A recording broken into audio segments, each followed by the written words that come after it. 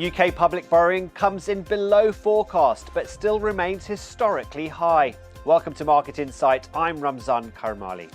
British public debt rose last month to its highest as a share of the economy since 1961.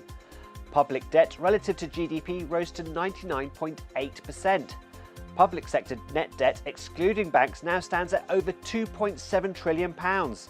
These numbers clearly highlight the challenges the next government will face as soon as it comes to power after a general election in 2 weeks' time. So how will they deal with the fiscal challenge that awaits them? Well, to help answer that and more, I'm joined by Jeremy Stretch, Head of G10 FX Strategy at CIBC.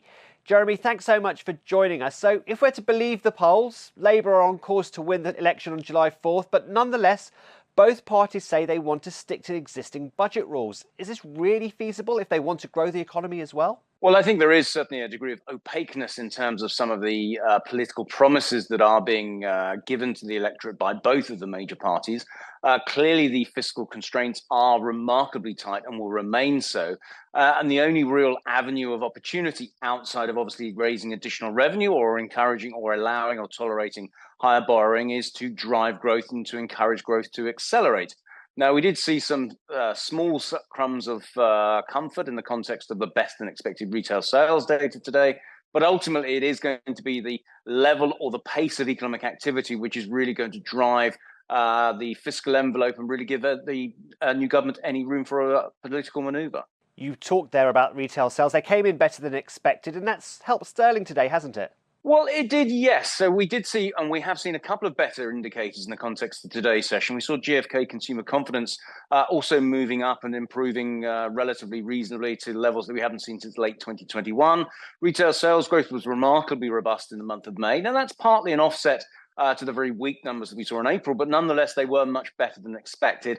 However, it's not all been good news for the UK economy today because we have seen flash services PMI, the key indicator in terms of economic activity, moderating once again. And perhaps that's one of the first signs of just a degree of political uncertainty or political influence in terms of a data point. And so that does suggest that the economy is growing, yes, but the pace of growth is probably still relatively slow and sluggish. And we're probably still at a subpar rate of growth, despite that strong start to the year that we had in Q1. You mentioned there the PMI numbers as well. I mean, they were lower than we thought.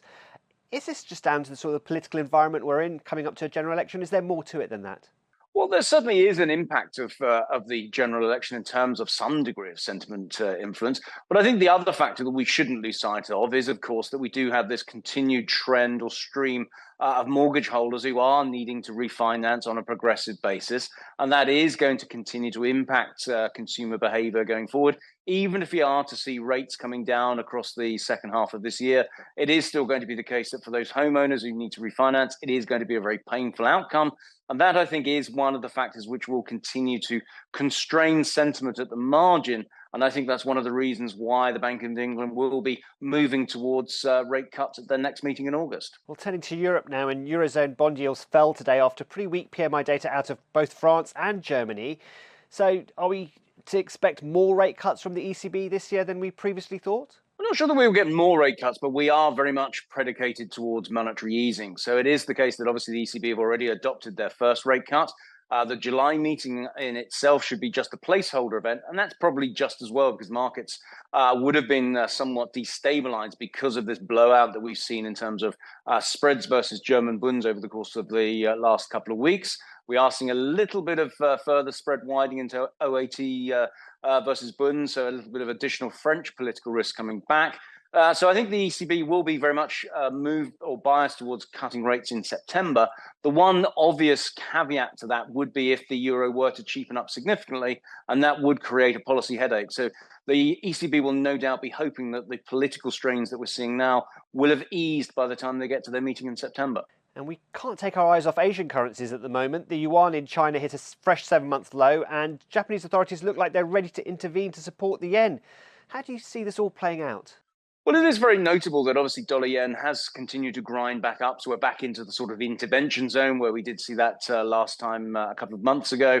Markets have not really been getting or focusing too much on the yen over the course of the last few sessions. And in a sense, I guess that's been very much the case that markets have been focused rather more on terms of the US interest rate environment and or what's happening in European politics. But it does seem to be the case that the Japanese are preparing the ground. They're talking about talking to their partners. And that, of course, was a criticism from the US when the Japanese intervened unilaterally.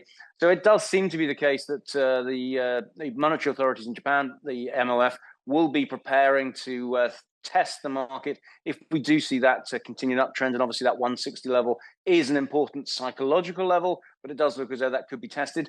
Albeit, of course, that also depends on the US data remaining robust. And we've seen weak PMIs already today, so it'll be interesting to see whether that translates into the US data as well. Jeremy Stretch from CIBC, as always, many thanks for your thoughts. And that's Market Insight. Don't forget you can watch more videos on Reuters.com.